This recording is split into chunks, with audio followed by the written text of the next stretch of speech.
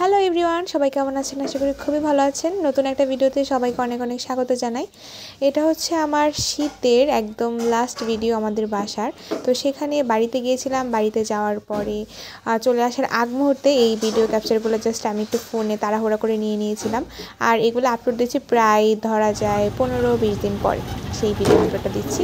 তো এই ক্ষেত্রে আমরা রাস্তায় যাচ্ছিলাম, আমরা মোটামুটি সন্ধ্যার দিকে রওনা হয়েছিলাম, কারণ রাতের জার্নিটাই আমাদের কাছে ভালো লাগে। তো সেই ক্ষেত্রে আমরা যখন বাসে গিয়েছিলাম তখন কিছু কিছু জায়গায় ভালো চেকিং দেখতে পাচ্ছিলাম, কারণ কিছু আমরা যাওয়ার আগের দিন হচ্ছে মানে একটা অকারেন্স ঘটেছিল। তো সেই ক্ষেত্রে 2-3 জায়গায় আমাদের গাড়িতে ভালোই চেকিংয়ের মতো করা হচ্ছিলো, ওই জন্য টাইম লাগছিল।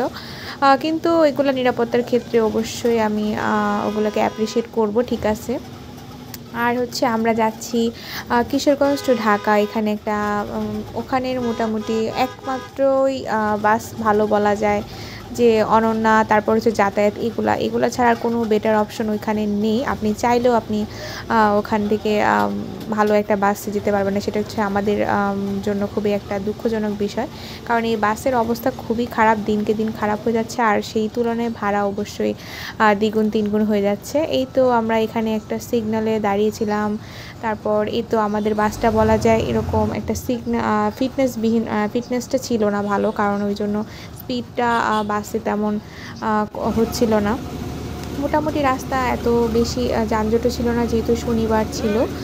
মোটামুটি ফাঁকা রাস্তাতেই আমরা এসেছি, খুব একটা টাইমও লাগেনি। কিন্তু বাসের ফিটনেসের কারণে আমাদেরকে অনেক ভোগান্তিতে পড়তে হয়েছে। এক মুহূর্তে বাসে একটা শর্ট সার্কিটের মতো হয়েছিল।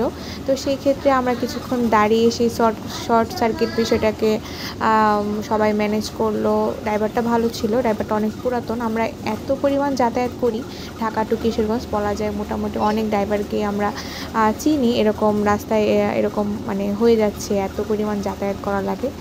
এই তো আমরা যাতায়াত করছি। আমরা হচ্ছে মূলত কাপাসিয়া এইগুলা মানে বাইপাস যে রাস্তাটা আছে সেই রাস্তা দিয়ে আমরা হচ্ছে এই অনন্যা বাসটা যাতায়াত করে মহাখালী কিশোরগঞ্জ।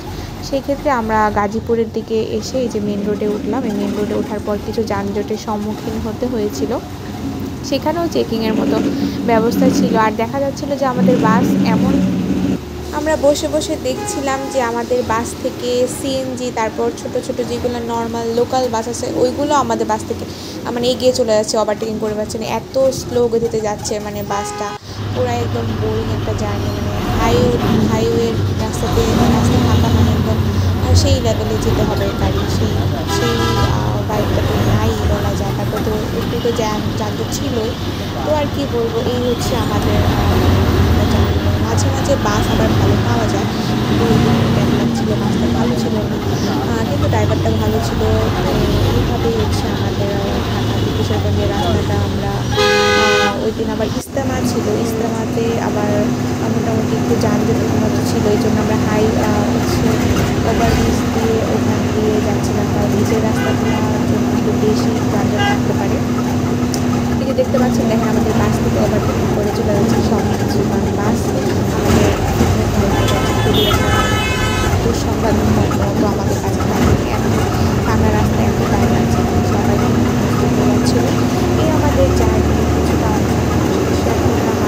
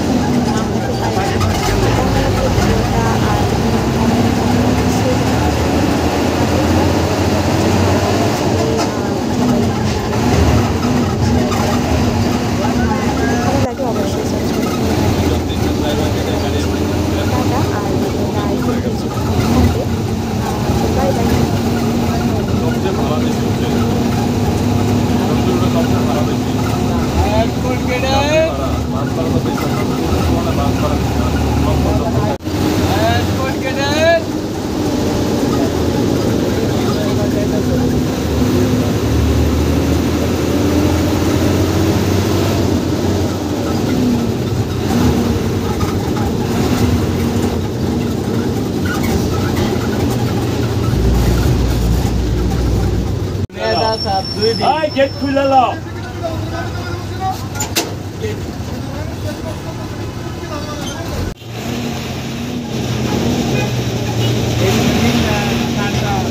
আচ্ছা